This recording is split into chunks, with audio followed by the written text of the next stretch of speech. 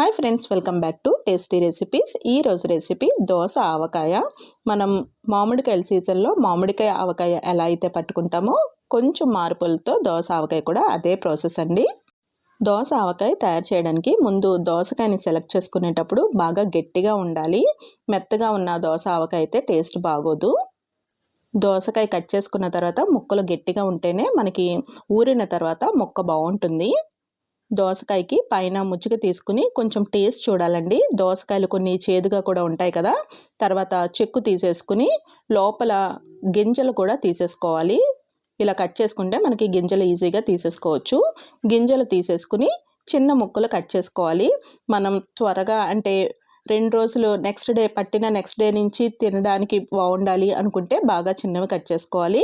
ఒక రోజు తర్వాత 2 రోజుల తర్వాత టేస్ట్ చేసినా బాగుంటుంది అనుకుంటే ఈ మీడియం సైజులో కట్ చేసుకోవాలి. ఇప్పుడు ఒక ప్లేట్ కానీ ఒక గిన్నె కానీ తీసుకుని ఏదైనా ఒక కప్పు కొలతగా తీసుకుని 1 కప్పు కారము, అరకప్పు ఉప్పు, అరకప్పు మెంతిపిండి వేసుకోవాలి. పావు టీ స్పూను పసుపు, ఇంకా కొంచెం జీలకర్ర, అది కూడా ఒక పావు టీ స్పూన్ సరిపోతుంది. ఇప్పుడు ఇవన్నీ కూడా బాగా కలుపుకోవాలి. ఉప్పు మామూలుగా అయితే మనకి అర కప్పు కన్నా కొంచెం ఎక్కువే పడుతుందండి. కానీ ఇప్పుడు మనం యూస్ చేసే బ్రాండ్ని బట్టి ఉప్పు కొన్ని ఉప్పగా కొంచెం వేసినా కానీ ఉప్పగా ఉంటున్నాయి కదా. అందుకని ఒకసారి టేస్ట్ తర్వాత చెక్ చేసుకుని అప్పుడు వేసుకోవచ్చు. ఇప్పుడు దీనిలోకి కొంచెం నూనె వేసుకోవాలి. మనం నిల్వ పచ్చడి అంటే సంవత్సరం పాటు నిల్వ ఉండేవి అయితే కొలతలు బాగా కరెక్ట్గా చూసుకుంటాము. ఇది ఒక వారం రోజులు మాత్రమే ఉంటుంది కాబట్టి కొంచెం నూనె వేసుకుని ఇలా కలుపుకోవాలి. మనకి ఒక ముద్దలాగా అవ్వాలన్నమాట. ఎక్కువ నూనె వేసామనుకోండి వేస్ట్ అయిపోతుంది కదా మనకి. అందుకని మనం కొంచెం వారం రోజుల్లోనే అయిపోతుంది కాబట్టి మరీ ఎక్కువ నూనె అవసరం ఉండదు. నూనె అంతా ఇలా కలుపుకున్న తర్వాత మనకి ఈ విధంగా ముద్దలాగా అవ్వాలన్నమాట. ఒకవేళ ఇలా ముద్ద అవ్వలేదు అంటే ఇంకొంచెం నూనె వేసుకుని కలుపుకోవచ్చు. కొంచెం నూనె ఎక్కువైనా కానీ ఏం అవ్వదండి, టేస్ట్ బాగుంటుంది అంతే. కానీ మనకి వేస్ట్ అవుతుంది అని చెప్పి నేను కొంచెం తగ్గించేవి చెప్తున్నాను. ఇప్పుడు కట్ చేసుకుని ఉంచుకున్న దోసకాయ ముక్కలు ఈ పచ్చడి ఊట ఉంది కదా దీనిలోకి బాగా కలుపుకోవాలి. ఇంకా ఈ దోస ఆవకాయకి మనం పైన చెక్కు తీసేసాం కదా, చెక్కు తీయకుండా కూడా చేసుకోవచ్చు. కానీ ఊరడానికి కొంచెం టైం పడుతుంది కదా తొక్క ఉంది అంటే, అందుకని నేను తొక్క తీసేసాను. ఈ పచ్చడి ఫ్రిడ్జ్లో పెట్టుకుంటే ఎక్కువ రోజులు అంటే ఒక నెల రోజుల వరకు వాడుకోవచ్చు. కానీ ఫ్రెష్గా ఫ్రిడ్జ్లో కాకుండా బయట పెట్టుకుని తింటే టేస్ట్ బాగుంటుంది. మనకి ఎప్పుడైనా ఏవైనా ఫ్రిడ్జ్లో పెట్టామంటే కొంచెం టేస్ట్ మారిపోతాయి కదండి. ఇలా బాగా కలుపుకున్న తర్వాత ఒకసారి టేస్ట్ చెక్ చేసుకోవాలి. సాల్ట్ ఒకవేళ సరిపోలేదు అంటే కొంచెం సాల్ట్ని యాడ్ చేసుకోవచ్చు.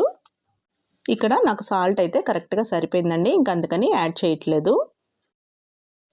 ఇప్పుడు దీనిలోకి 8 నుంచి 10 వరకు వెల్లుల్లి రెమ్మలు వేసుకోవాలి. వెల్లుల్లి రెమ్మలు మరీ పెద్దవి వేసుకోవద్దండి, చిన్నవి వేసుకుంటే త్వరగా ఊరుతాయి.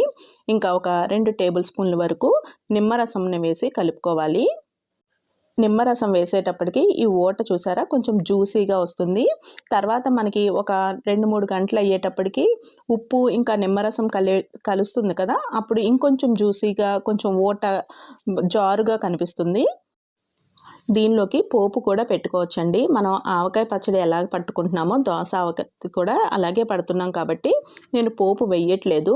ఒకవేళ పోపు ఇష్టపడే వాళ్ళు ఉంటే పోపు కూడా మనం మామూలుగా రోటి పచ్చళ్ళలోకి పోపు ఎలా అయితే పెట్టుకుంటామో అలాగే పోపు పెట్టుకోవచ్చు. ఇప్పుడు గాజు సీసాలోకి కానీ వేరే ఏదైనా గిన్నెలోకి కానీ ట్రాన్స్ఫర్ చేసేసుకోవాలి. ఒక 2 గంటలకి మనకి జ్యూసీగా వచ్చి మనం అన్నంలో కలుపుకోవడానికి లేదంటే ఏదైనా ఇడ్లీలోకి దోశల్లోకి వేసుకోవడానికి కూడా బాగుంటుంది.